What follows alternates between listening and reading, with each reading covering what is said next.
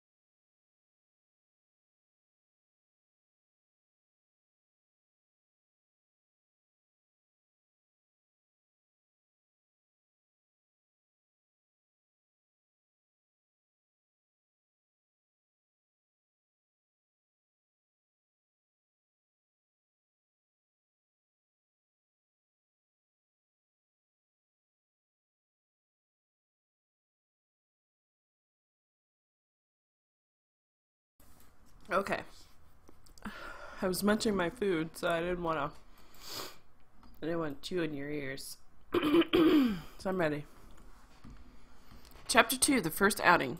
Уважаемые пассажиры, электропоезд следует до станции Москва-Узская со всеми остановками. Alright. Dear passengers, our electric train departs Moscow station. That's how my morning started. Everything changed in a couple of hours. My mind still refused to completely accept it. It was like I was sleeping and all this was just a bad dream. A weird and scary one. Our train didn't make it to the point of destination that day, and people's plans didn't come true. We were walking away from the electric train to the direction of the birch grove. The nature changed its colors. Everything was touched by the pink shadow.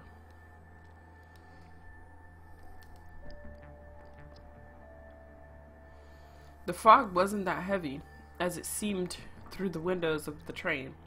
The visibility was quite good, but what scared me was that everything was completely silent. The birds weren't singing, the trees weren't rustling in the wind. There were no sounds of cars or rumble of trains.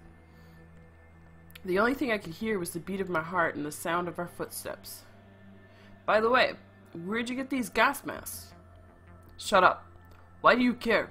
If you want to chat so much, you should have stayed in the train. Calm down, friend. It was just a question. Alexander looked at his watch and shook his head. Let's move faster. I think we'll reach the store in about 15 minutes. If we're going to walk that slow, we won't have enough oxygen to get back to the train. Then we'll have to stay here. I hope they close the windows and the doors in time. We put on pace. We were walking on the footpath, which looked like people walked here often. Then I saw a pond, surrounded by beautiful willows. They were so magnificent. They were so magnificent that the pink fog couldn't ruin this view.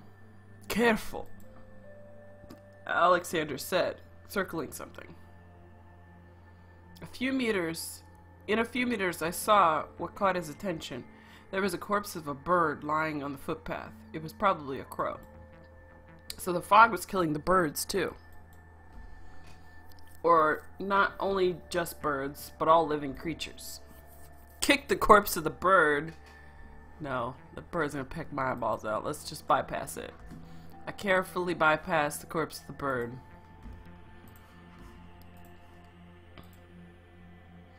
I wanted to stop there and dive into the sinister beauty of nature, shrouded in a pink fog, even for just a minute. Don't fall behind the group. I didn't want to fall behind the group, plus it was dangerous. We reached the pond. It looked horrible. The water became pink, just like the fog.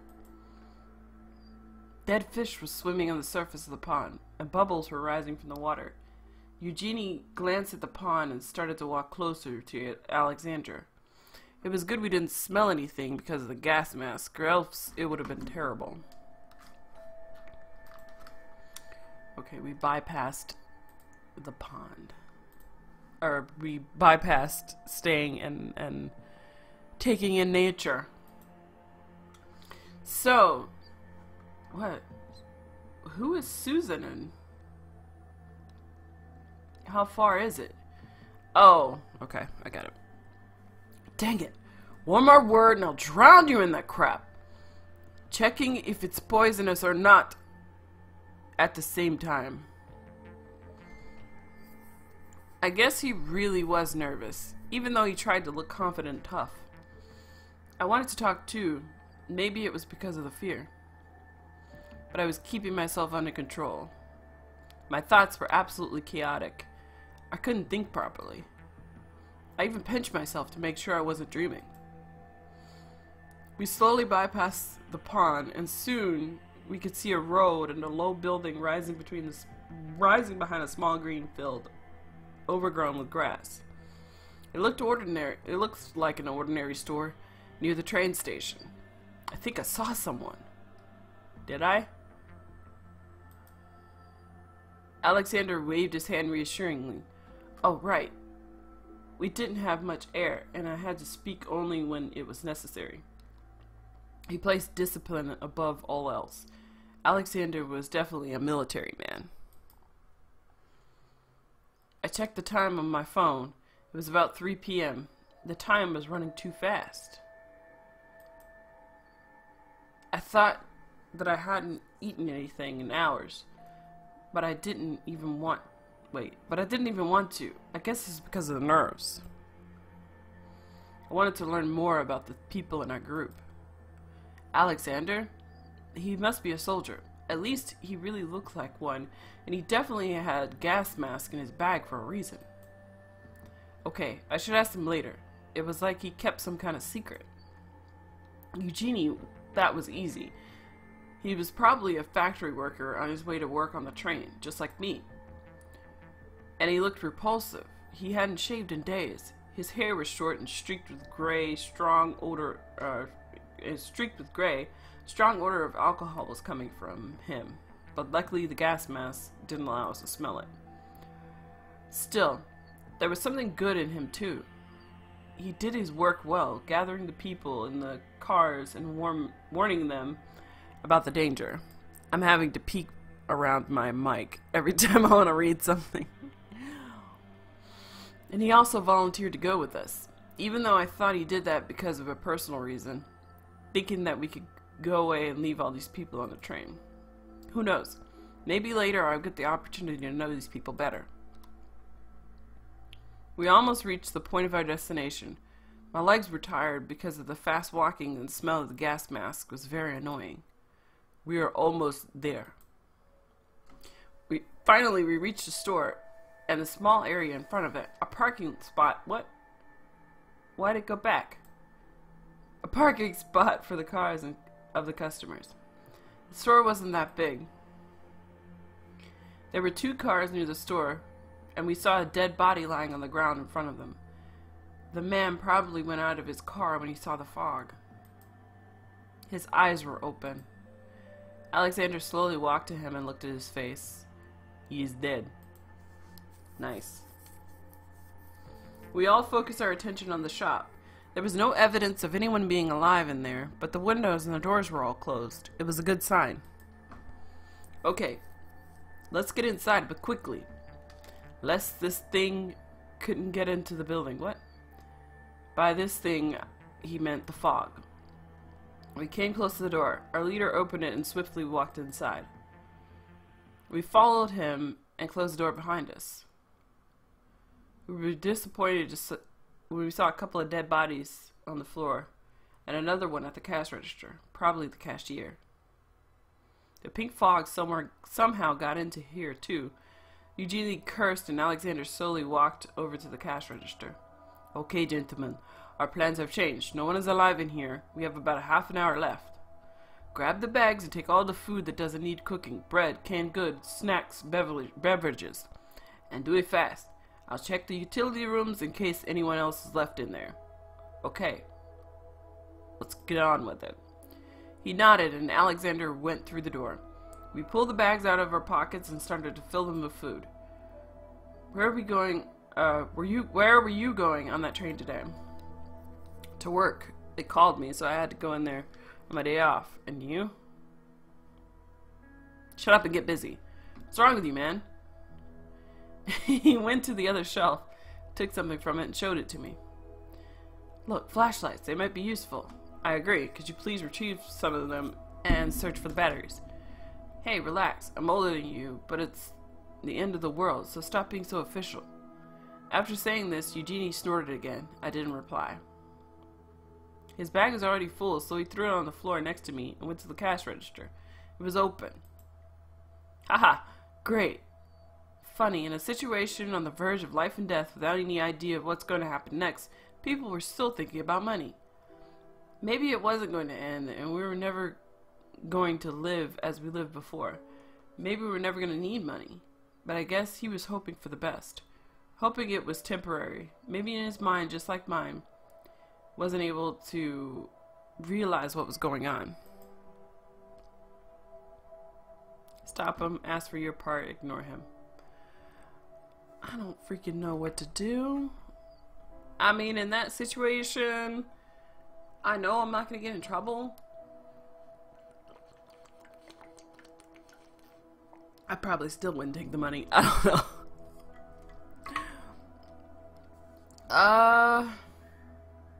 In a game? Heck yes, I'm gonna take the money. Or when we just share the money between the two of us. He gave me a 5,000 banknote. I put it in my pocket. I filled my bag and started to put soda and juices into Eugenie's bag.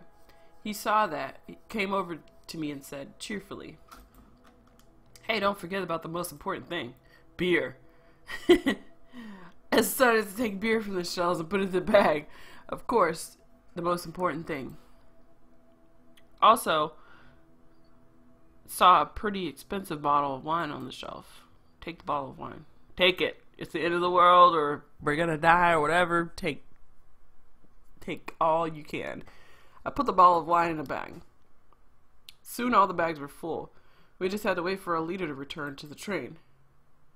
Eugenie walked over to the dead body laying on the floor and started to search for something useful in his pockets. I was surprised. He was doing that with enthusiasm, almost like a scavenger who eats someone's lifeless body. He found money in a mobile phone. Huh? Having an extra one is great. Put it back, sneaky thief. Maybe we'll actually need it. Call Alexander. Maybe we'll actually need it. After that, Eugenie noticed that there was another door near the one where Alexander went out. Eugenie opened the door and walked inside. It was dark. Well, well, well, what do we have here?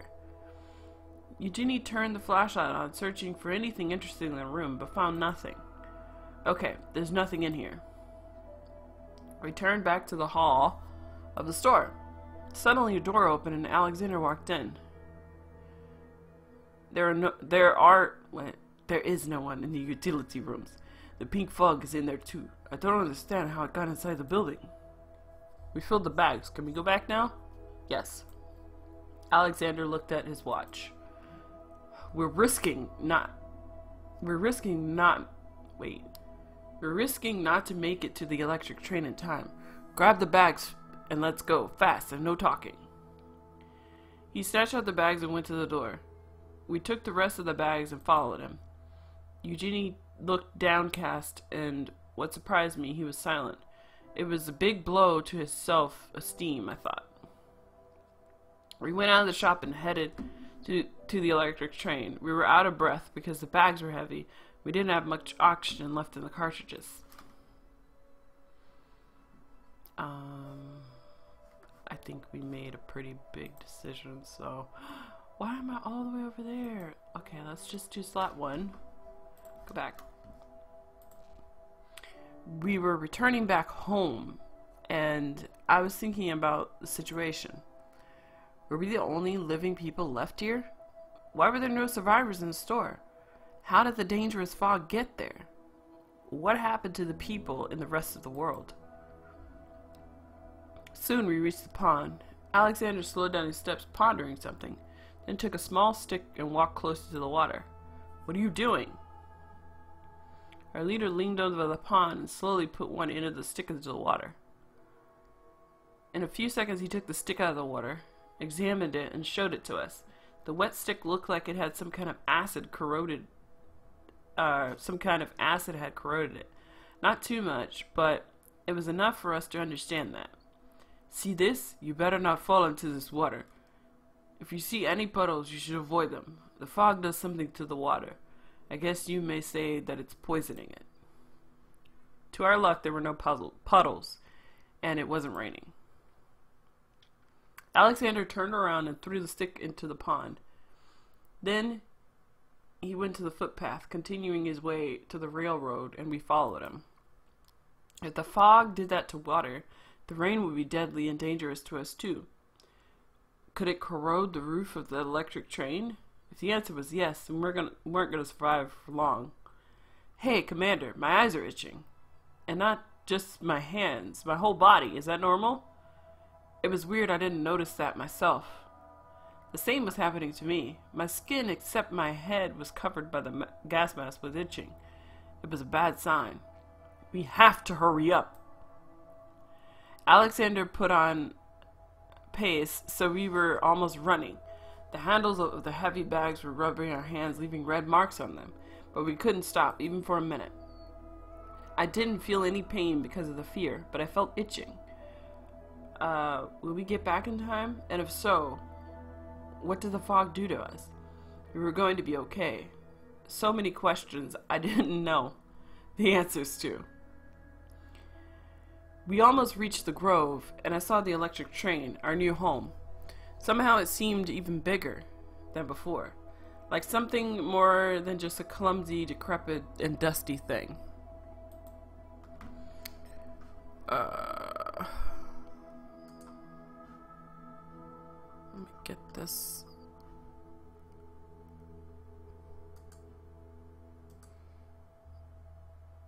I'm buffering.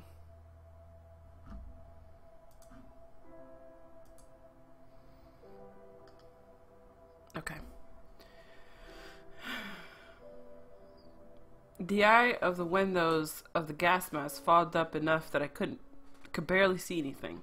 Still, the only thing I wanted to look at was the door of that train where we wanted to get so desperately. It was hard to breathe. We were running low on air while our hearts were beating faster. My friends were walking next to me. We just had to make it. We're almost there. I heard a crunch under my feet. I wasn't even looking on the ground walking this time. I looked down and saw that I had stepped on a dead bird. I didn't even feel disgusted. I lost all my fears, but there was only one left, the fear of death. We were in the balance.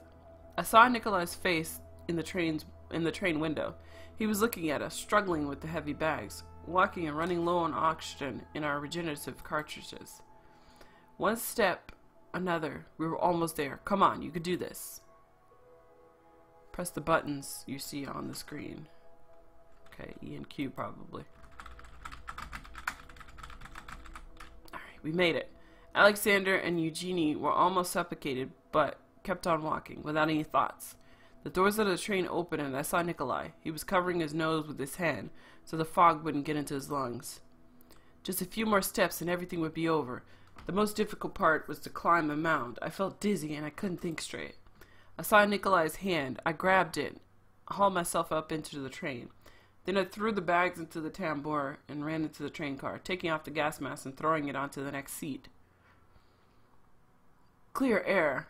Finally. I never felt so happy before, I think. Why do these people look like ghosts? I heard the sound of closing doors and saw my friends running into the car too, taking their gas masks off and trying to catch their breath. I slowly calmed down and looked around. I noticed people were looking at us with hope. Another minute passed before we could finally speak. Nikolai and another man, whose name I didn't know, brought our bags from the tambour. They were quite heavy. So, how are you? Is everything okay? I think so. That's great. I see you brought us a lot of food. Here, have some water. Gave me a bottle of mineral water. One of those we brought back from the store. You did great. Saved us all from starvation. Dang, man, that was impressive. You ran way ahead of Eugenie and me. I didn't even notice I was running to the train first, so I just mumbled something because I didn't know what to reply. Alexander started to tell Nikolai about our trip. We got to the store. There were no survivors. The doors and windows were closed. We have no idea how the fog got inside. In addition, we found out the fog makes the water poisonous. Better not touch it. He paused, looking at his hands. The fog seems to damage our skin too, if you're staying outside for too long. Yeah, I figured it would melt your skin too, or something. Every person in the car was listening to him, and I saw hope in their eyes, turning into fear and despair. I examined my hands. The skin was still red and itchy.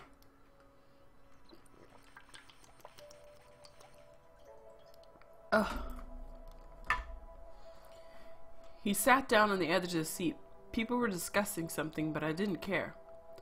I wasn't worried about anything. The most important thing is that we were alive, at least for now. And I didn't want to think about the future. Soon, evening was going to fall upon us. Oh my gosh. Soon, evening was going to fall upon us, followed by night. I felt dizzy. My eyes began to darken, and I couldn't see straight or think straight. I heard someone talking next to me.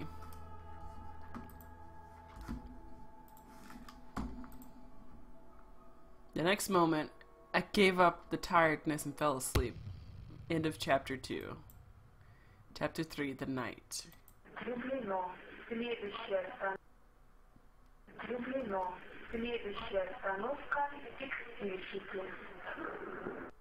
The next station is... don't know. Stand clear of the doors, please. Maybe I'll never hear it again. I won't hear the voices of my nearest and dearest, and never return back home. Why don't people value what they have? I didn't value the time when I could go to work every day, when I looked forward to the weekend to relax a bit. It irritated me. I wanted more. More money and leisure, less work. I wanted an expensive house and a car. But now, I just want to get back to what I had. We didn't know if there were other people alive except for us, or we were left alone. But I knew one thing for sure. We couldn't stay here forever. We would either lack regeneration cartridges hidden in Alexandra's bag, and as a result, we wouldn't be able to find food. I regained consciousness and saw the train roof above me. People were around whisperings. I slowly started to recollect what had happened. I understood that I had fainted. My organism hadn't borne the tension. I wondered how much time had passed. I moved. My body was right and my skin didn't... My body was alright and my skin didn't itch anymore. Finally, he woke up. Well, buddy, try to get up. Want to eat or drink? No. I still felt dizzy. How much time passed? Almost 4 hours. It seemed to me nothing had changed much during that time. People got in trouble, started getting acquainted with each other. What? And thinking about how to deal with the situation. Nikolai gave me a bottle of soda. I took a sip. People who sat near us were familiar to me. Alexander, Eugenie, and the guy with the earphones. Does he ever take them off? How are you? I'm okay. What happened here when I was sleeping? You didn't miss anything interesting. We were calming people down, some of them, especially women and the elderly people, have been really nervous. I see. Nikolai waited for a few seconds and then said, well, we shouldn't relax. Let's think about what we're going to do next. Everybody remained silent and started thinking. And after some time, Nikolai kept on talking. Night is coming. It'll be dark in about 30 minutes. I hope this night won't bring any surprises.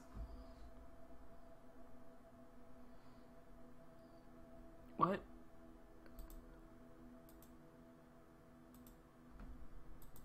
Okay, here we go. What if the smoke turns people into zombies or mutants and they'll attack us at night? Andre, you better stop watching those scrungy movies. After that, he proceeded to the bags with food, took a beer and started drinking slowly and dreamily. Nikolai didn't pay attention to it and went on talking. I think we don't need to be on duty tonight. We're safe here. It's a pity we can't turn the lights on the train. There's no electricity. But it would be cool if it were. Who didn't dream of spending the night in a commuter train? But we've got flashlights. We can hang them up in every single carriage with people. Oh my gosh. So it'll be less anxiety and they won't be prevent people from sleeping. Golly. Alright. It's a good idea. Andre, can you do it? And we'll continue our discussion. Okay, no problem.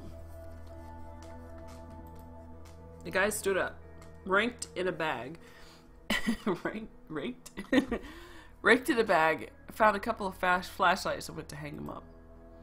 Nikolai sighed heavily and touched his head. It was clear that being in charge was difficult for him. He became an unspoken leader and was responsible for new ideas. I think that's it for the day. Each of you could sleep on your seat. There's enough of them for everyone.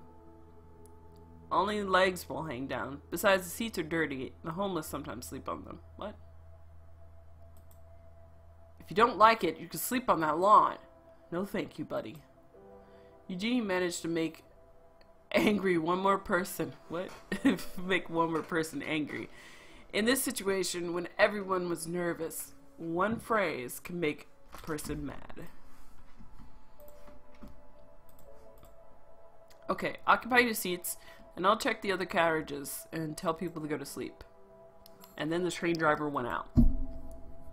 I occupied my seat where I fainted. I was situated at the end of the carriage. Other people were also taking their seats. It was interesting to watch how people were forming a kind of society with its leaders and groups, where they felt comfortable in this isolated from the world place. Eugenie occupied the seat behind me. I even noticed people who played cards. It's pleasant to see that in this extreme situation, people weren't in despair.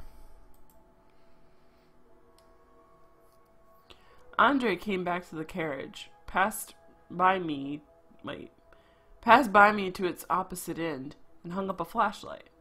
I think everybody's got a cell phone, so you can use them as a light. I switched off my phone as the battery ran down quickly, and we might need it any time. It was getting dark outside. I'll never forget that sunset.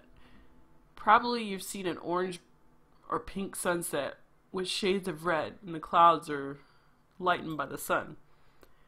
That one was much more beautiful and more frightening. The sunlight streaming through the carriage windows became pink, and it seemed the smoke was coming inside.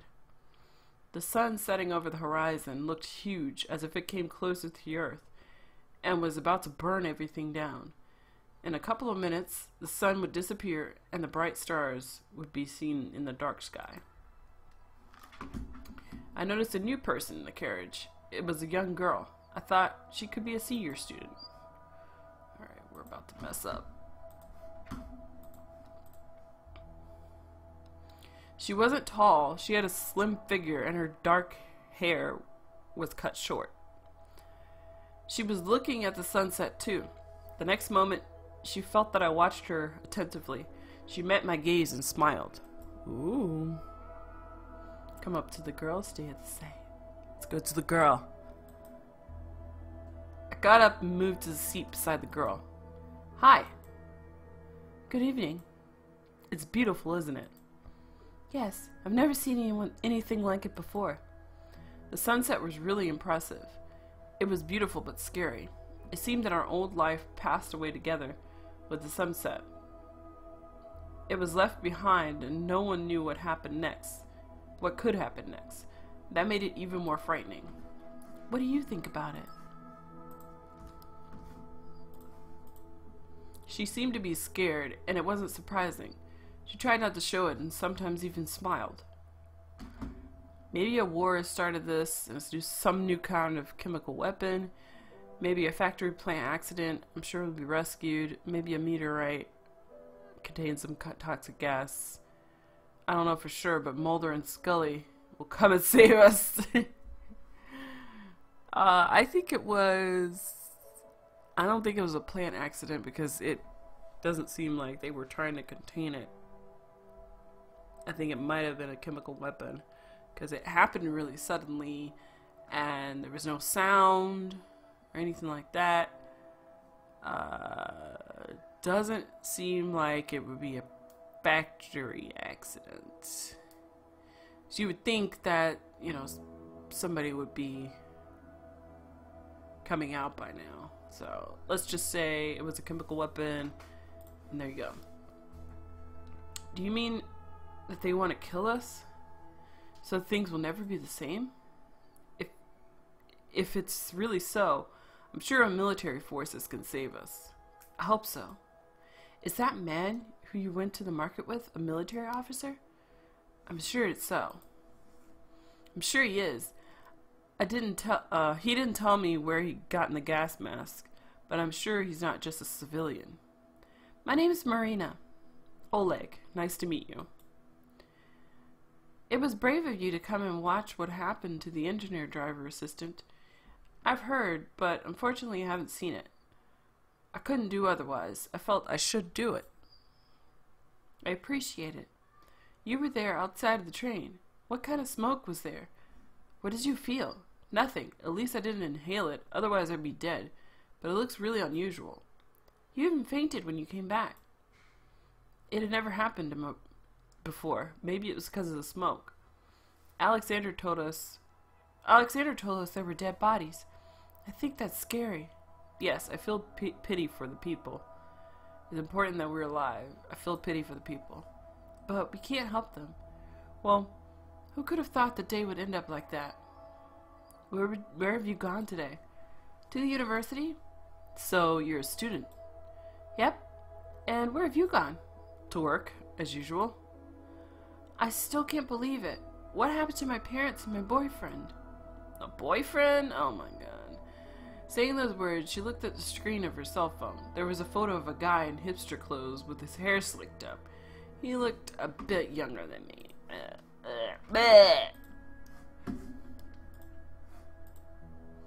What a childish habit to use a photo of a boyfriend as a screen picture. Or maybe it's not childish, but I found it ridiculous. I think they're all safe in contrast with us. If the smoke is everywhere, they're in danger too. They may be dead already. Her voice trembled. Calm down. Don't think about bad things. You're nice. She shuddered. It was cold in the carriage. Take her by the hand. You're nice too. Take her by the hand. No. You're nice too. Thank you for your support. I really need it now. We all need it now. For the next few minutes, we stayed in the same position. She was so close that I could feel her rapid breathing. Ooh, I want to sleep. I hope to wake up far from here tomorrow. At the terminus? Or at home. I wish there was no pink smoke and all the people were alive. I wish life went on in its usual order. Maybe it'll be like this. Maybe it's just a nightmare. Well, I'll try to sleep. Thank you for supporting me. You're welcome. I smiled at her and went to my seat. It's already been an hour.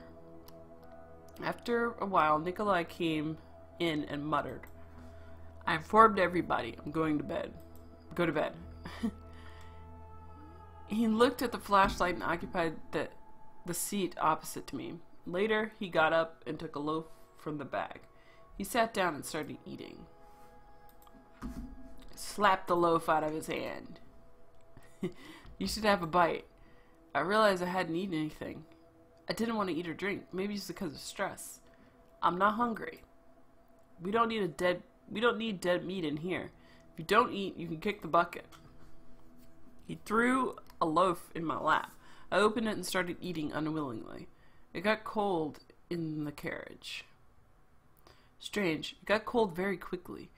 Nikolai noticed it and shivered. Do you remember the weather forecast for today? I shook my head. Nikolai cleaned his seat. Lie down. I'm going to rest. If I fall asleep, though it's unlikely, and you notice something strange, wake me up. Okay. I lay on the seat. Oh my god, it's supposed to rain. I think it's supposed to freaking rain. Hey, how are ya? Oh yeah, I did stream a little bit earlier today, so what is up? What is up? I know it's very, very delayed, so you're gonna get this like 10 hours later. People who had played cards were gonna sleep too. It became silent in the carriage. Only distant, quiet voices were heard. I couldn't sleep. Nikolai didn't sleep either. He lay with his eyes open and only sometimes closed them. Perhaps he was thinking about the events that happened. Some people in the carriage whispered to each other, exchanging their thoughts and ideas, or just discussing their lives. I decided to use an opportunity and talk to my neighbor, as he wasn't asleep. Why did you choose to be a train driver? Oh my god. I can't talk.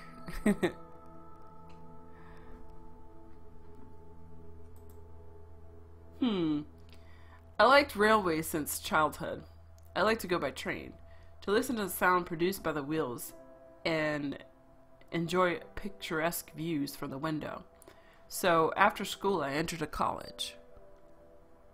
And do you like it?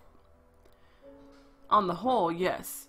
But I don't understand people who talk about railway romanticism. I often see dogs get killed by the train.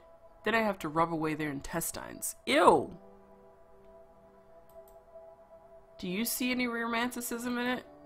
And sometimes people get into accidents. Some drunkard occurs under the train, and that's it. So the train comes late and the passengers get angry and ask, why aren't we going? You've got a challenging job. I can't say so. If there are no unexpected situations, everything's alright. After a while he added, listen, it's pretty cold. We can get frostbite. We can frostbite something? What? It was getting really cold. I was dressed in a t-shirt and jeans. They didn't warm me, obviously. Freaking obviously. Vapor goes out of my mouth. What? Why is he saying that out loud? Eugenie had listened to our conversation. Well, let's go. Guys, find some clothes to warm up. Otherwise you'll get cold. We have practically nothing to wear. Somebody took out neckerchiefs and rags and put them on. I had none of it. Nikolai went quickly to the operator cab. He returned in a thin jacket. Such jackets are often worn by engine drivers. He gave me the same one. Put it on. Everyone put on clothes that they had. One more surprise. The night brought us cold. It's very strange. New phone, who dis? What? Wow. Alright. I looked through the window. Okay, that threw me off. Wait a minute. Let me save it really quick. That threw me off of my game. Alright. I looked through the window. The stars were seen clearly. Only today they were not white, but pink. There was no moon. That's why it was pretty dark outside. I looked north towards the train direction, and I didn't believe my eyes. I saw polar lights. Interesting. I told people around me about it. They started coming up to the window and looking at this unusual phenomenon. I knew this night would bring new surprises. After looking at the polar lights and finding something to wear, people returned to their seats to sleep. Guys, if you're cold, you can take these magazines, tear them and put them under your clothes, thus save you warmth. What? Nikolai returned to his seat. I hope people and other characters will find something warm. They're grown-ups and can take care of themselves. Audrey, the guy with earphones, interrupted our conversation. He came up to me. Can I talk to you? Don't bother me now. No. Sure. I proceeded to the end of the carriage. We sat next to each other. Sorry, I just need to talk to someone. Okay, let's talk. Can't sleep? Yeah. Thanks for the company. You're welcome. Thank you. Do you listen to music? What the fuck? Are you serious right now? Alright, I like music of all genres. I prefer rock music. I listen to rap. I listen to electronic music. Yeah. Yeah, it's very delayed. I listen to rap. Oh god, I seldom listen to something. What?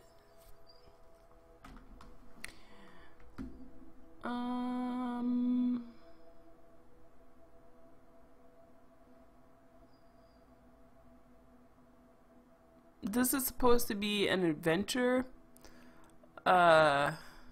It's more of like a kind of, I don't know. It's just an adventure kind of thing. I could do, whoops. No.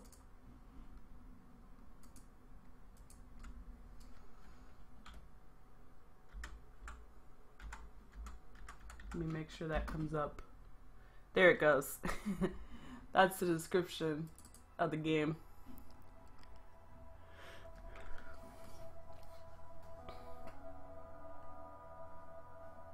I like music of all genres. That's good. Me too. Would you like to listen to my favorite song? Sure. Better not be copyright. Take the earphones. I put on the earphones and began listening.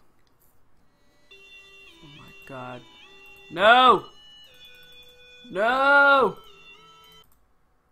Then I took them off. What do you think? I liked it. It's not my liking. Yeah, I liked it! Even though I didn't listen to it. I knew it. Well, I'm going to sleep. Good night. I went back to my seat and lie down. Well, where have we stopped? You told me about your profession. So, you can imagine what a great feeling this work brings. When you look out of the cab and see how many people go out of the train, you understand what an important job you do. Every day you help people who go to work or visit their friends and relatives or go home. It's an incredible feeling. I want all of this to stop. I would go to the cab and announce the next station is Lavoskaya. I don't know. Stand clear of the doors, please. Then I would set the signal and depart.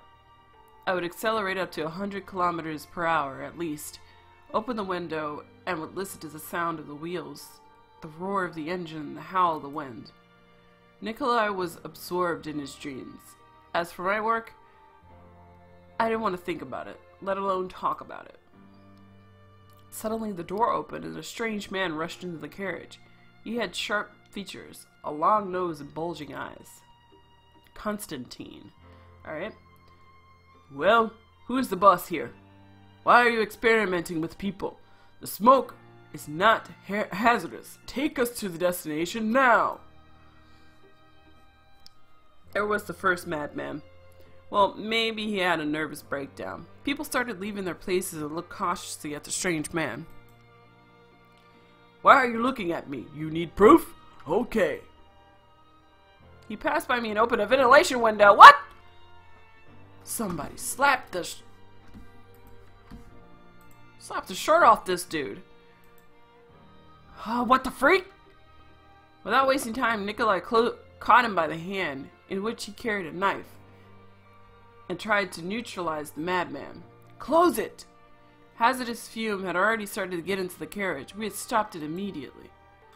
Oh my god. E and Q. Oh no, W. W. D. S. W. Oh no, I failed! Alright,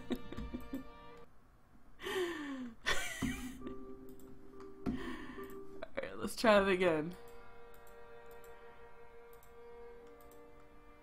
Alright, here we go. S. S. D. W. W. D. S. A. I put out my hands to close the window, but it didn't bulge. Bulge.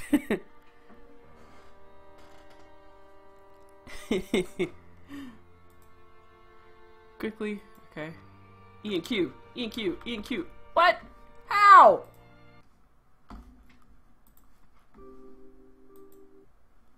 Oh my god. D, S, W, W, S, W. Okay. And E and Q. Pressed it harder and it finally was closed. Meanwhile, Nikolai tried to neutralize the man. Suddenly he bumped Nikolai and knifed his hand. What?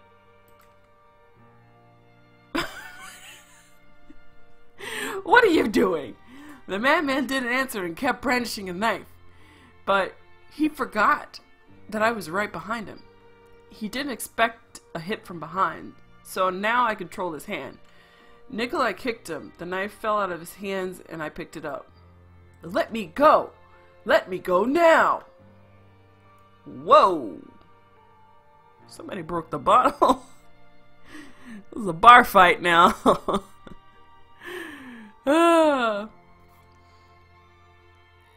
Nobody could expect what happened next. Eugenie, who had watched the fight from the sidelines, came up to the aggressor and hit him with an empty bottle. Whoa! Broken glass fell on the floor. The madman screamed and came down. Dang, he hit him with like 10 bottles? What happened? That sounded crazy. Alright. What have you done? Why? We neutralized him. He didn't pose a threat. He attacked you and he was about to kill you. Nikolai pushed him away, looked at the closed window, then at me. Good job. The train driver's hand was bleeding. Blood dripped on the floor. Nikolai seemed not to notice that. Your hand is bleeding. Crap. I haven't noticed that. You need to apply a bandage. I looked at the cut. It wasn't that big, but it was bleeding. The bandage should be applied. What? Let me help you. Nikolai took out a large handkerchief and gave it to me. Apply the bandage and he dressed it up quickly. Quickly press the button that are going to appear on your screen. E and Q. Nope. S. S. S. S. S. D. S. Okay. We applied the bandage. Yay! I applied the bandage and he dressed it up. What are we going to do with him? You've done it. Now it's your problem. Nikolai said angrily, but we should bind him. There's a whole night ahead. I can't sleep while he's lying here. He can regain consciousness at any time. Haven't you killed him? The train driver looked at the man's bloody head. Somebody find a rope. Where can we find it? Then we'll have to sit here and watch over him, control him. Otherwise he'll wake up and kill us. Well, Eugenie, can you be the first on duty? I agree. We lifted the man and put him on the seat at the carriage end. Eugenie sat near and started watching over our prisoner. We proceeded to our seats. I hadn't reached my seat when I heard a sound. I stopped Nikolai, and he listened to it attentively. What? What's that? It sounds like a car engine. It was true. We heard the sound of a car engine, which came from outside. We and some other people who noticed it. We looked through the window. What? It wasn't that big. Yeah, it's going straight down his arm. The sound became louder. Soon we saw a car approaching the train. The headlamps lightened the grass in front of the car. We heard a prolonged signal and people in the carriage started moving. They came up to the windows to see it with their own eyes. That meant we were not the only ones who survived. I noticed Alexander behind me. He put on a gas mask and went to the tambour. He opened the carriage door and jumped out of the train and approached the car. He shouted something to the car driver. The man shut off the engine, turned off the lights, and got out of the car. He pressed his nose and went into the train together with Alexander. In a few seconds, he was already in the carriage. Let's see. He had a usual appearance, dark hair, middle height. All the people looked at him and remained silent. I'm so glad I found people alive.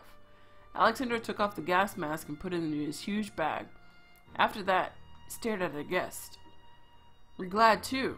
We thought we were the only ones. No, believe me, you're not alone. Fortunately, I noticed the faded light of the train. You're my salvation. Thank you. I thought I would die here in my car. How did you manage to survive? What happened? Are any people alive? Give me something to drink. I haven't drunk anything since this morning.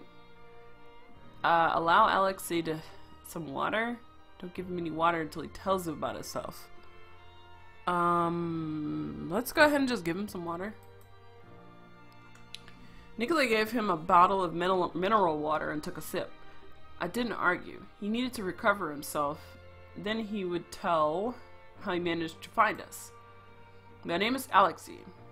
Alexei? I don't know. I assume you don't understand what's going on either. Okay, let's share the information. I'll tell you what happened to me. He started his story with these words. End of chapter 3. Oh god, it's like end of chapter 3. Alright, let me just make sure that... Okay. I'm just refreshing my windows so I can kind of catch up with the stream. Alright. Okay, so let's go ahead and save that. And chapter 4, Alexei's story. I went to my summer cottage by car. That day was very important. Construction materials would be delivered and the builders would come to discuss the details of future work. I planned to finish construction of my summer cottage by the end of the year. My mother and wife were waiting for me the day before they had stayed there. I had gone into the city because I didn't want to spend the night in the barn. Moreover, there was no place for me to sleep. We had only 2 beds there, 2 old beds. A phone. Wait a minute. You have a wife and a mother, and you couldn't stay with your wife and mother because there were 2 old beds. Is that what I'm reading? Is that what I'm reading? Oh my god, okay. A phone rang and I answered it. A phone rang or your phone rang? Driving the car with one hand. Yes. Good morning, Alexei. Morning, how are you? Plans haven't changed? No, but I may be late for 10 minutes. So if you see a white gazelle, open the gates. Okay, good luck. After the conversation, I switched off the phone. It was my colleague. He'd agreed to help me deliver the construction materials because his car was applicable for this purpose. I closed the window as there was a chilling wind and I didn't want to catch a cold. I just didn't have time to be ill. Gradually, the forest was over. Wait. And I saw familiar fields. There was a little distance to my summer cottage. I noticed something unusual in that place. After a while, I understood what the matter was. The clouds were becoming pink. They didn't look lit by sunset. They were much brighter. Suddenly, it looked like someone put a huge pink glass between the sun and the earth and colored the rays of light coming through it. I couldn't even imagine what happened. Different thoughts came to my mind. A car passed by me. Looking in the side view mirror, I noticed it went the wrong way and fell into a ditch. I hit the brake pedal immediately and took the phone. My hands were shaking. I dialed 02, but there was no connection. Crap.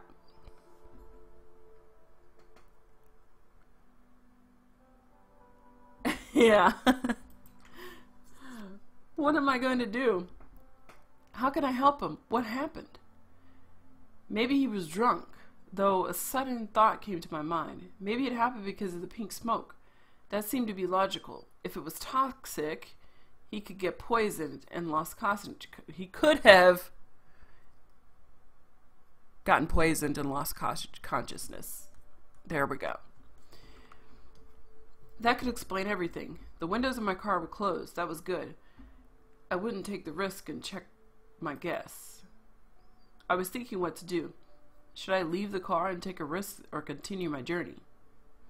Whoa. What in the heck? While I was thinking, I saw one more car. It was old and yellow. An old man drove it. He saw me and hit the brake. He stopped the car beside mine and opened the door. Can you tell me what... He didn't finish his phrase. Instead, he touched his throat and fell to the ground, the croaky sound. My heart was beating madly. Thousands of thoughts floated in my mind. I was shocked from what I had seen. Suddenly, I held my breath and opened the door. The pink smoke started to fill my car, but I didn't pay attention to it. I picked up the old man and dragged him into the car. He was surprisingly light, or my body had become stronger, affected by a dose of adrenaline.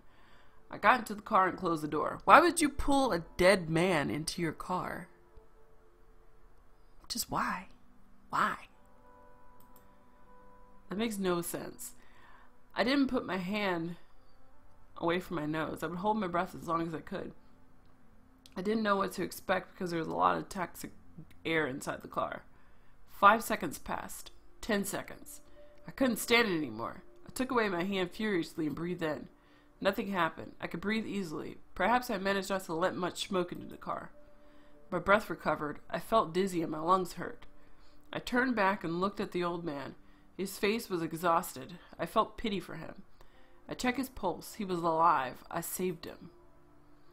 So, what would I do? I decided not to sit here and wait when it would be over, but keep on my journey to the summer cottage.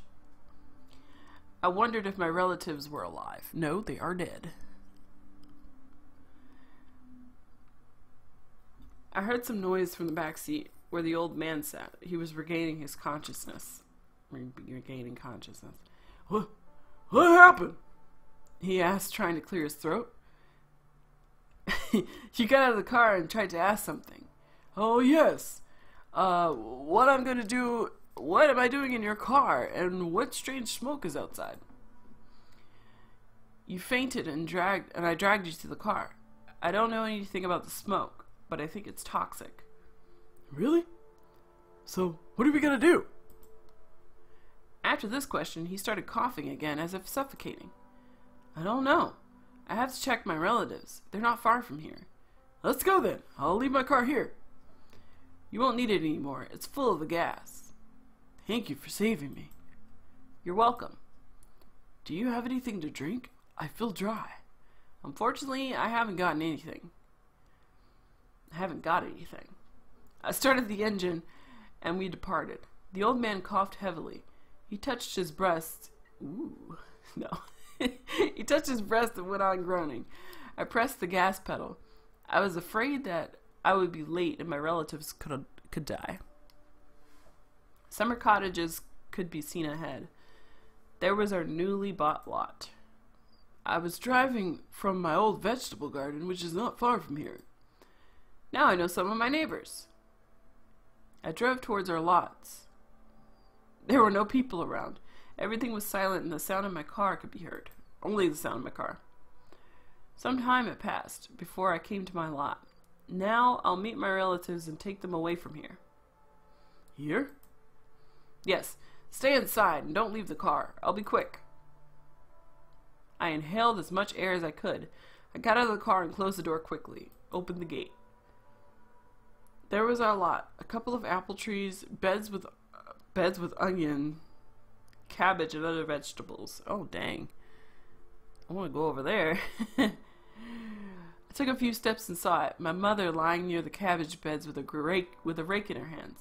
No, it can't be true. My hands shook. My heart was beating madly. Adrenaline started spreading across my body. I wanted to run away. Oh, dang, that sucks. I wanted to forget all this. I wanted to wake up. I wish it was a nightmare. But everything looked quite realistic. It wasn't a dream. I came to the old lady and touched her. Old lady? She was cold. I couldn't believe it. I came closer to the barn and saw my wife's body. Her eyes were wide open. I couldn't look at it. Oh, dang. Dang.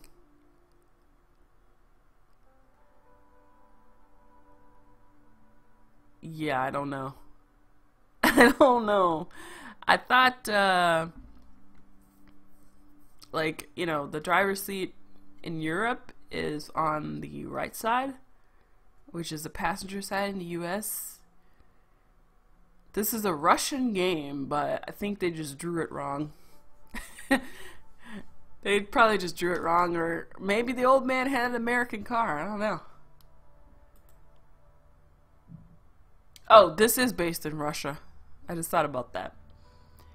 I turned back and went to my car. I opened the door and got into the driver's seat. What's there? I couldn't answer him. It was dry in my mouth. I could hardly say anything. Can you wish such death to anybody? When a person did some work for herself and her relatives, she wanted us to have a good harvest. Took care of planted vegetables. No one deserves such death. Yeah, rip Mom. It seemed to me the last thoughts of dying people were incomprehension, fear, and obscurity of what's happening. What's there? They're dead. I was afraid of my own words. Dead. My nearest and dearest. I was left alone. I didn't want to live. If they were dead, I had nothing to do here. I wouldn't be able to enjoy my life. It's all over. The old man was upset and anxious too. He was holding his chest and coughed. He looked at me and lowered his eyes. I laid my arm on the handle that opened the door. What is happening? What's happening? It seems like the driver's seat keeps moving.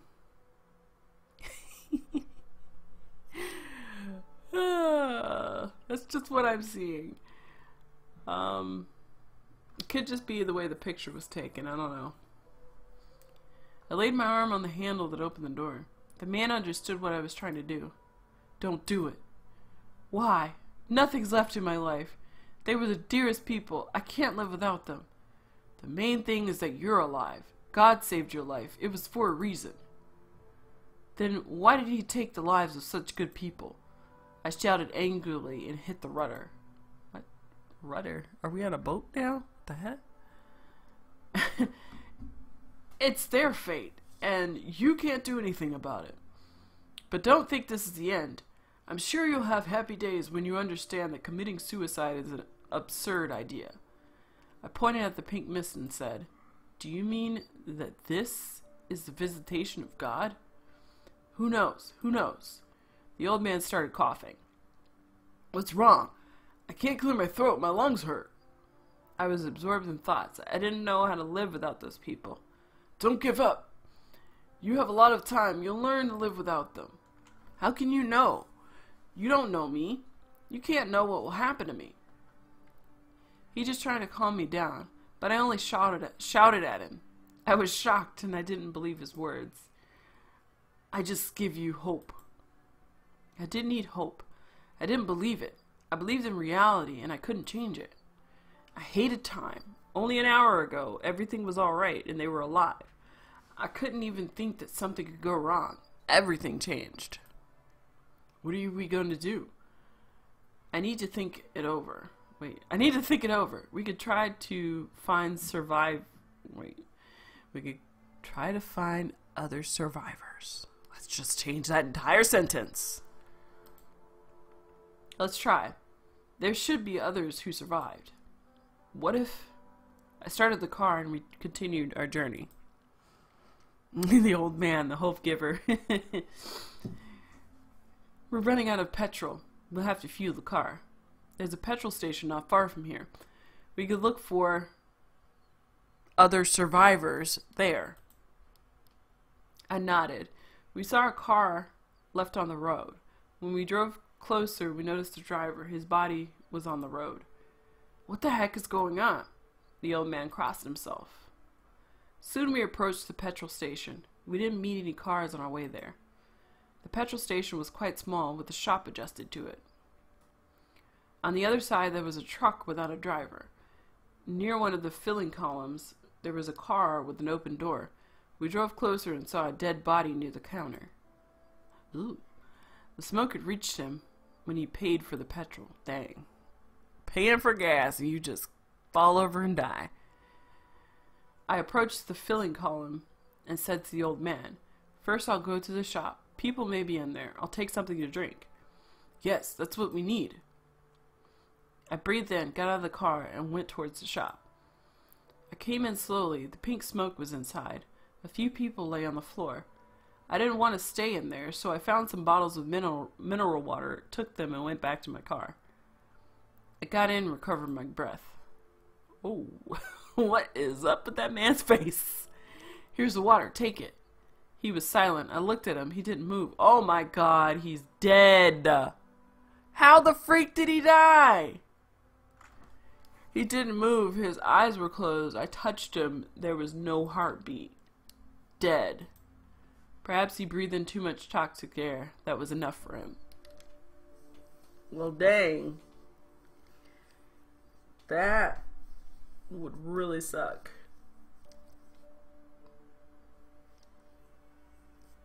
Mr. Hope Giver, he died. RIP! I was left alone. I felt better talking to him. Now I was in a panic. I took a sip of mineral water.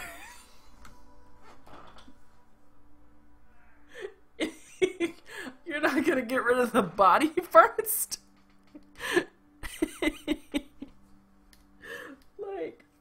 Like, put the old man's body outside of the car first. You're sipping on water, just staring at the man. Like, alright. I took a sip of mineral water. It was strange that I felt alright. I had opened the door several times, letting the smoke inside, but mixing with the air in the car, it became not so hazardous. I needed to fuel the car. I had to go to the counter and turn on a filling column. I could enter it through the shop. Wait. Having got in and tried to switch the light, crap, there was no electricity. The filling column didn't work either. I returned to my car, depressed.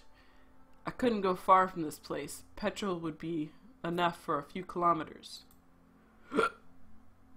I could have tried to take some petrol from the nearest car manually, but for this I had to breathe in air. But the air was toxic, so I considered it was a bad idea. Casually drinking water in front of a dead body. Yeah. My head was empty. I couldn't think of anything. I just stayed in the car and waited when somebody would come and save me. I waited for 10 minutes, then 30 minutes, then an hour, but nothing happened. I couldn't rely on anybody, so I started thinking. It's strange that the smoke was inside the shop, but its door and windows were closed. How had it seeped in? And why didn't it seep into the car? So, where can I find people around here? It's far from the city. I wouldn't get there. Summer cottages? No. I'd already been there. What else was there? A small village, but the situation seemed to be the same as the summer cottages. There was also a railway line not far from it. Electricity was switched off everywhere, so trains stopped, and there could be a lot of people. It got dark while I waited. The sun was setting over the horizon, the stars appeared in the sky, had a strange color. I knew where to go. I started the engine and departed. I only worried about the petrol. Soon I was approaching the road's dead end. Wait a minute. When did he put the old man's body out of the car? That's what I'm wondering. So he's just driving around with this dead man in his car? Is that what's happening right now? Okay. This guy's officially lost it. A little distance was left. I hoped my car would pass the test. I had to drive on grass. Numerous hillocks, and pits ran into women. Okay. At that moment, I regretted that I hadn't bought a Land Rover. Why?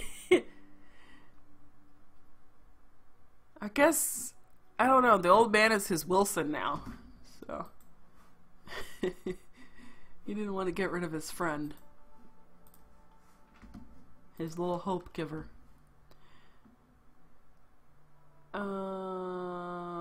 Yeah, he's thinking about a Land Rover. Alright. It would have been much easier because I had to drive around every visible hillock. I didn't want to get stuck there.